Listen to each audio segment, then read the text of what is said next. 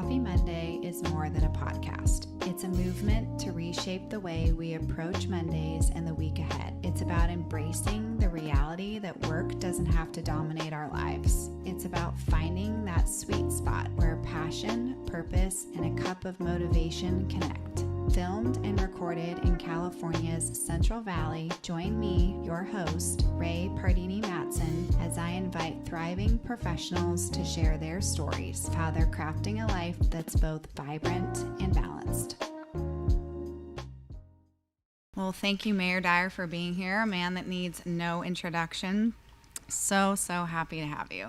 Thank you, Ray. Thanks for having me on. Yeah, thanks for being here. So I think our paths initially crossed when I was at Marjorie Mason Center and you were on the board as the police chief. So it's been a few years and lots has changed. So yes. I would love to hear, firstly, let's kind of take it a step back. I would love to hear more about you. And I know you grew up in the area and are a proud father and husband and grandfather. Tell us a little bit about the family dynamic of the Dyer family. So born in Fresno, moved to the small town of Fowler when I was 5 years old, and went to school, elementary, middle school, and high school. Graduated from Fowler High School in 1977, and then went to Fresno State. And then shortly after that, went to the police academy. So I took a break from Fresno State. And then once I got done with the police academy, I got hired at the Fresno Police Department, actually while I was in the academy. Mm-hmm. And then continued with my education, got a bachelor's degree and a master's degree. And then along the way, I married my high school sweetheart, Diane. We met our freshman year in high school. Sweet. And so we have now been married for 43 years.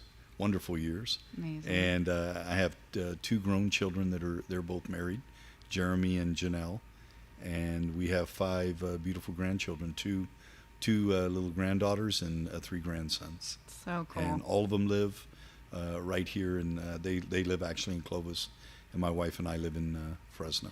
That's awesome. I was going to ask if they were close, so that's nice that you get to be close with them. Yes. What do your grandkids call you? Do you have a name? Papa. Sweet. Papa Jerry. I love that. My dad's Papa too to my kids and my nieces and nephews. That's sweet. Yeah. So growing up, did you know you wanted to be in law enforcement in some way, or how did you go down that path? No, law enforcement really was the furthest thing from my mind. Really? My dad grew up in a pretty rough environment without a father, and so he ended up dropping out of high school, and he became worked in construction and construction industry as well as driving truck. And so I wasn't sure what I was going to do later on in high school. I got involved actually in middle school and high school into architectural drafting, mechanical drawing. Thought that might be an avenue that I was going to go towards. Later on, I went to Boise State to get a taste of the little bit of the government in terms of how the state legislature worked. Yeah. Spent a week in Sacramento. And then it was later on in life, my dad went to the police academy, was a reserve police officer in Fowler, went to the police academy, and later became a police officer in Fowler. And I got to see how he came home when he was working construction or as a truck driver, mm-hmm. and then the difference when he became a police officer. And the fact was that you could see he was much more gratified, satisfied mm-hmm. when he came home being a police officer. And that was really what did it for me. I got that exposure mm-hmm. and then made the decision that's what I was going to do. Wow. Do you have siblings? I have a sister. Okay. So my sister is 3 years older than me. Okay. And a fact that a lot of people don't know, both my dad and my sister were Fresno police officers. And that's why I wonder if it's like in the family somehow. It is. That's why I ask. Yeah. And she was a dispatcher. She went to the Air Force. Later, went into to be a dispatcher mm-hmm. or work in the sheriff's department. She worked in corrections, and then so when I was a sergeant, I was a newly made sergeant. Both my dad was a Sergeant Madera, mm-hmm. and my sister was working in the sheriff's department, and both of them came over and got hired the same day. In fact, I was part of their badge pinning for both of them. That's so cool. And both my dad and my sister worked for me when I was a sergeant in the police departments, which Wow. you can't do anymore because of nepotism, but back then you could. Yeah. So yeah, and then fast forward, my niece was a Fresno police officer. Wow. Her husband, Fresno police officer, and then my son-in-law. So it's been a law enforcement family. For sure. Wow, that's really cool. I had no idea. Yeah, a lot of stories over Easter dinner. I can only imagine being a fly on the wall. I was going to ask you that. What does it look like at a Dyer family gathering? Do certain members host? What is it? Casual? Is it formal? Well, a little like I don't know if you've seen the program Blue Bloods with Tom Yeah, Selleck. yeah. A little bit like that, where they have their family dinners and you talk about some of the police stories. I'm different than they are. I don't remember most of the stories, but Right. my sister remembers all of them. My dad remembers all of them. So, and then my nephew is still working for Fresno PD, and then my son-in-law actually transferred over, and he works for California Department of Corrections now as an Wow. investigator. So everybody's been involved in that law enforcement arena some way or form or fashion, and so something I'm very, very proud of. And Yeah. as you know, I spent 40 years and 5 months in that uniform prior, and 18 of those as a police chief before taking the plunge into the political arena. Right. So how did that happen? Tell me. Was that always on your mind? Was that a goal of yours? Did you see it coming? Was it? Tell me. How do you transition from that? You know. Well, I had no desire to be the mayor, no Yeah. desire to be in politics. Although some folks along the way had tried to get me to run for office. Alan Autry at one time wanted me to run for mayor. Folks from the chamber, a number of political folks over the years. But I was having too much fun in the role I was in as a police chief. Yeah. And then when it got towards the end where I had to retire because of our retirement system, some folks had come to me about, hey, maybe this is the logical next step. Well, Lee Brand was the mayor at that time, and he had a second term. He had raised funds. All indications were he was going to run. And I lived out in the county. At that time, you had to live in the city to run for mayor. And we were in the process of selling our house so we could be closer to the grandkids and my children. Sweet. And so on a Sunday, the day before Mother's Day, actually, our house went into escrow. And Monday I went to work, and Lee Brand called me and said, can you come by my office? And I went by, and he said, decided I'm not going to run. I think you should. Wow. And I really didn't want to, but there was something inside of me, a calling or whatever you want to refer to it as. But I was miserable until I said yes. Wow. And then so here I am almost 3 years later. So did you give it some time after he said that? Like, let me think about it. Or were you immediately like... Well, the funny thing is I went home and told my wife. Yeah, that might be And, something you need to consult your wife. I had told my wife for, Yeah. the better part of the 18 years I was a chief. Yeah. I said, just, because I was always afraid of leaving town. So we didn't go on very many vacations at all. And I said, wait till I retire, we'll travel. So I was like, God, that's the first like, thing she's "Still going to waiting." say. So I went to her, and she started laughing.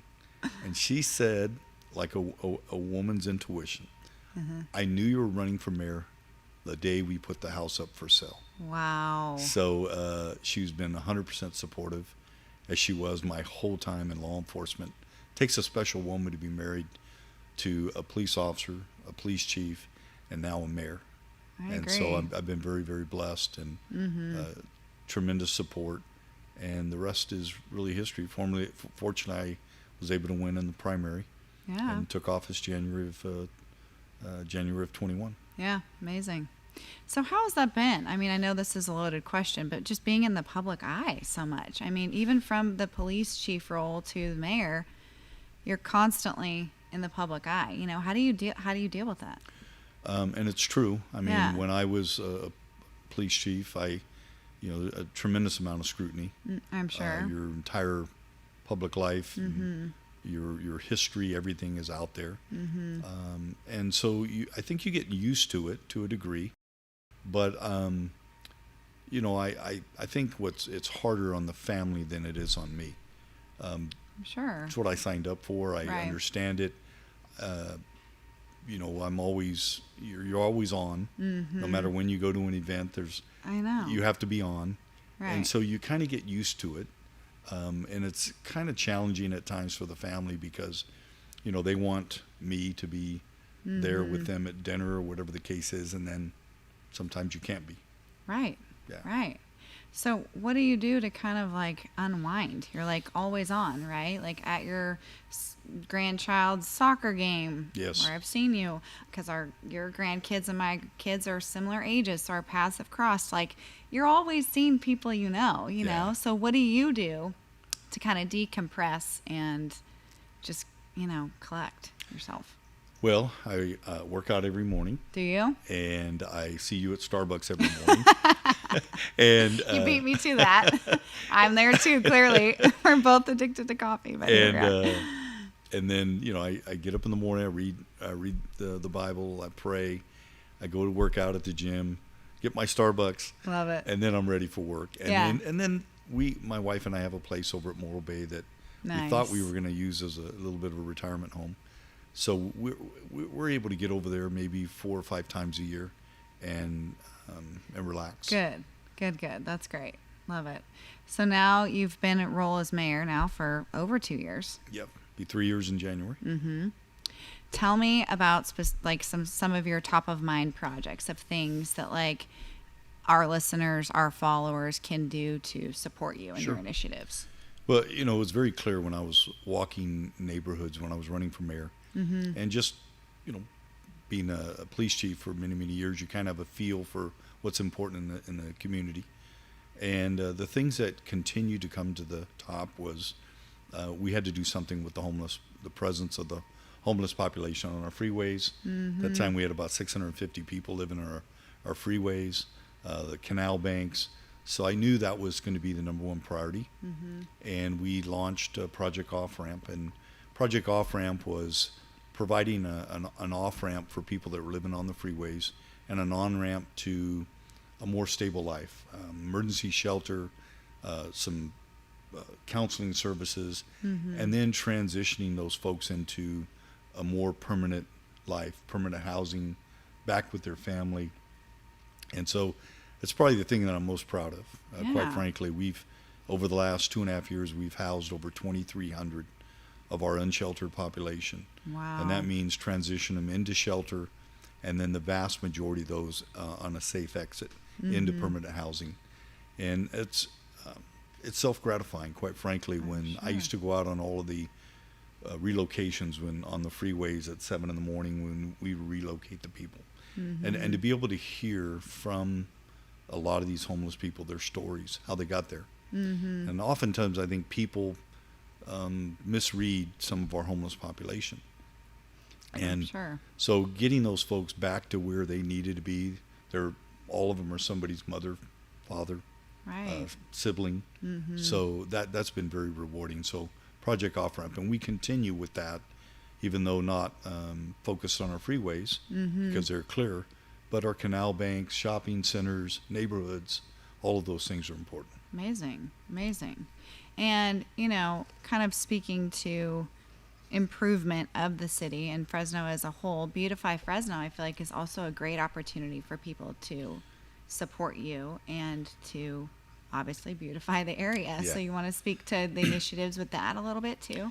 Yeah, Beautify Fresno was something that originated, as I looked around the city, walked the neighborhoods, drove around the city, especially during the pandemic, I started to see things that I hadn't seen before. An increase in trash on our freeways and our neighborhoods, our shopping centers.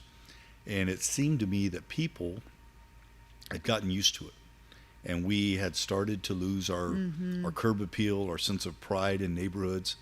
And, I thought, what better way to be able to clean up our cities than create an initiative around voluntarily picking up trash.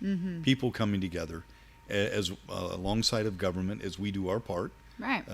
We in government, we repair sidewalks, repair streets, remove graffiti, we replace street signs, all of those things, but the trash is one of those things that oftentimes gets overlooked. And so we launched the volunteer, the beautifyfresno.org, put Mark Standriff over it full time.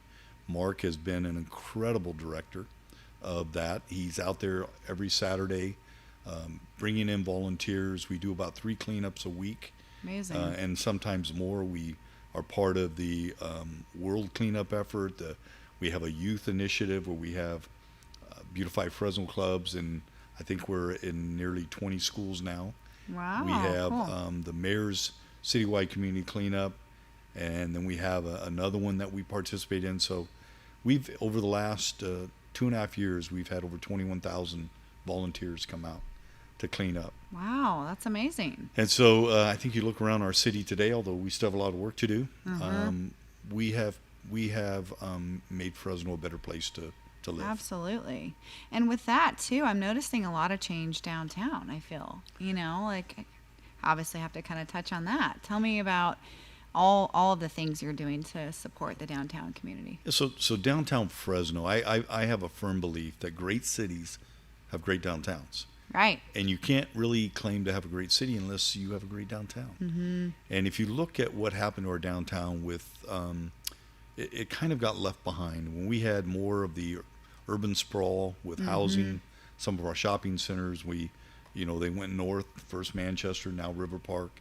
Right. And downtown, Chinatown got left behind. And so you started seeing a lot of vacant buildings.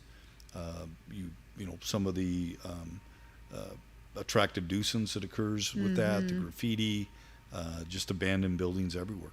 So our efforts are to revitalize it. And one of the things that we have tried to build off of is there are people that believe in downtown. For example, the people that have established our brewery district. Right.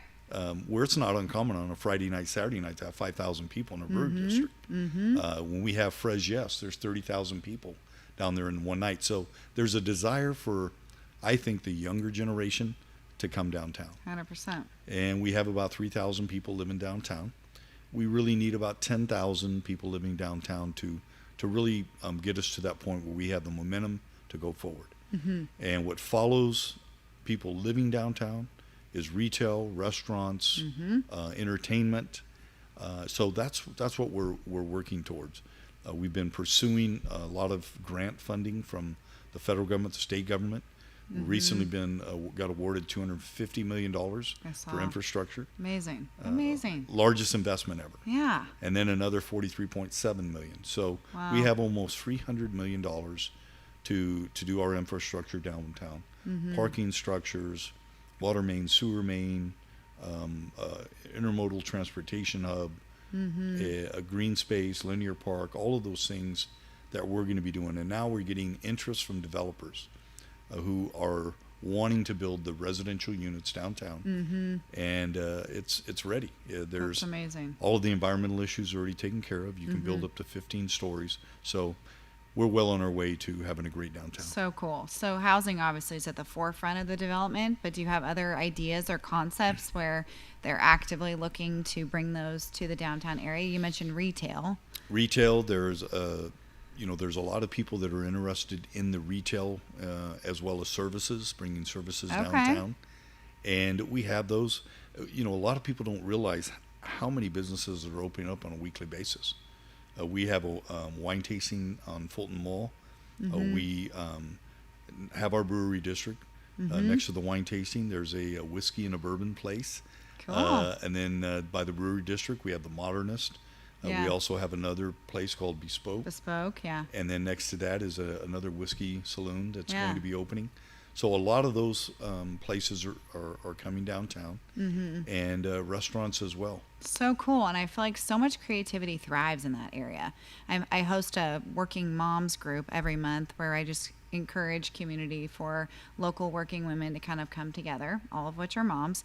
And we're going to a candle making workshop downtown. Oh. Just really cool concepts popping up. I think it's awesome. Where's that at? It's right across from Modernist and Bespoke. Right there. Yeah, so those are the things, because if we don't bring housing, all we're going to have is an 8 to 5 downtown. Right.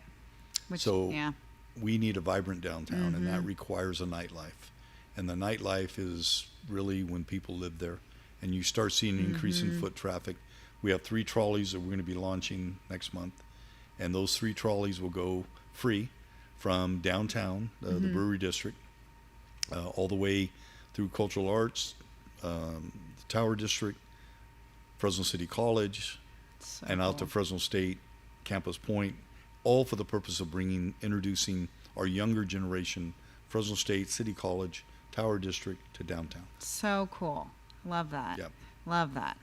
And I mean, how, for people that might be concerned about safety downtown at night, what would you tell them? I would tell folks that no matter where you're at in any city, you have to be aware of your surroundings to stay safe. But I do believe that downtown has gotten a unfair reputation at times over the years for being unsafe. If you see a unsheltered person, homeless person downtown, it can create fear.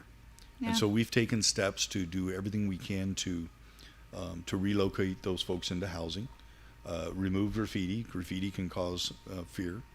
To make sure that we have adequate lighting, replacing all of our street lights with LED. And then increasing the presence of police officers, as well as what we call our ambassador program. And we now have 25 ambassadors as part of our Youth Job Corps initiative. And they're there for the purpose of giving direction to people where they may go, but also picking up trash, removing graffiti, and just having a presence downtown. So I would tell people, come downtown and see for yourself. It can't, when 30,000 people come downtown in one night for the Fres Yes activities and events, it must be safe. True. So true. So true. And you shared with me earlier that you had kind of a vision for what downtown might look like in 20 years. Do you mind sharing that? Yeah, I really I'm able to see very clearly in terms of what I believe downtown's going to look like in 20 years. And yet you will see the completion of the high-speed rail station, high-speed rail that is traveling to and through Fresno. That Fresno will be a destination point. That at that time you'll probably see 20,000+ people living downtown, and restaurants and retail and entertainment will be thriving. And we're going to have green space, and we are going to be a city that people will come to from all over the United States as a destination point. And yeah, I feel like once it's just getting people here, right? It's like once they're here, they see the potential, they see the growth, they stay. You've even shared that with me about, other professions that have traveled to Fresno for their jobs, and they end up staying when they think they're going to be here temporarily, So clearly we're doing a lot of things right. It's just a matter of continuing to grow that area, right? Yeah, and there's a lot of people that want to live downtown, a 6-month waiting list with 0 vacancies. And they don't mind living in a studio or 1-bedroom downtown. They like it. They want to walk or ride a bike to where they need to go. We have some 9,000 employees that work community hospital. They're downtown. We have about 4,500 IRS employees that work downtown. We have our government offices, City Hall, the school district, the police department, the sheriff's department, probation department. So there are plenty of government employees downtown that would like to live downtown. Absolutely. I would think so, and be able to walk to work. How cool would that be? Yeah, and there's a lot of them doing that now. And then we have some technology hub interest. Unfortunately, what happened with Bitwise downtown was, I think, to be a minor setback, quite frankly. But I do know that they set the stage for other technology companies to want to come downtown, and I'm meeting with them now. That's encouraging. For sure. Now, when you go to outlying areas, markets, and you say you're the mayor of Fresno, or you've lived here and supported the community for years, I'm curious what they think about Fresno. What's that perception that you get in your line of work? Well, I'm starting to see a difference from, say, 10 years ago. When I would talk to folks about Fresno, it would be either where's Fresno or is that a farm town? Yeah. And yes, everybody equates us with being the agricultural capital, but they don't know what they don't know. Truth. And maybe they've heard of Yosemite or Kings Canyon, Sequoia National Parks, but they haven't really either visited here or looked into Fresno very much. But I can tell you that more and more people today understand exactly where Fresno is, and where I believe our reputation is changing across the country. More and more people are seeing that our airport is growing. We have one of the fastest growing airports in the nation. I know. Can you touch on that a little bit? I want to know. Well, we've I mean, I know that those things. Southwest Airlines came to Fresno. Yeah, no, that was huge. And although we had tried to lure them here, yeah, it's really they did their market research and knew that they would have the customer base to support them. In fact, Fresno was their number one launch of all of the airports that they launched. Clearly, people were eager for that, right? And we have 122% increase since pre-pandemic numbers. So wow, there's a lot of people flying out of our Fresno Air Terminal. We built a parking structure, which is, getting full, and we're building a new terminal right now. That new terminal is going to give us the ability to triple our capacity for international flights. And people that haven't been through our airport at 10 o'clock at night need to go see what that looks like, because we have full flights leaving our airport at 10, 11 p.m., 2 a.m. To go to Guadalajara. Wow. And that's one of our big flight destinations as well. Yeah, so cool. So continuing to make Fresno a destination too, and the quality of life somebody can have in living here versus maybe, our neighbors up north or down south, Yeah. That's a huge draw. Case in point, I was flying to San Diego and to a conference, and there was a female sitting next to me, and she had moved to Fresno from San Diego, her and her husband. And I said, really? And she said, I know the first question must be, why would we move to Fresno? And so she started telling me about how much she loves it. She was able to afford to buy a house here. She lives in the Fig Garden area. She said her and her husband love it. They can walk everywhere. There's no traffic congestion, and they can afford to go out and eat all the time because their mortgage isn't that much. Right. And so she loved it.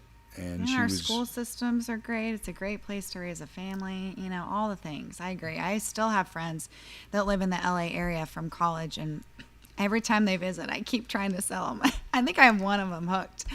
I think that's great. And good for them for sharing that with you and being proud of that. That's what we want. That's so cool. Well, I used to say we have to sell Fresno, but I think Fresno is now selling itself, and we've seen that since the pandemic, because the influx of people coming here from the Bay Area, Los Angeles and Sacramento in particular, people are relocating to Fresno in droves, maybe a little too fast because it's driving up our housing market.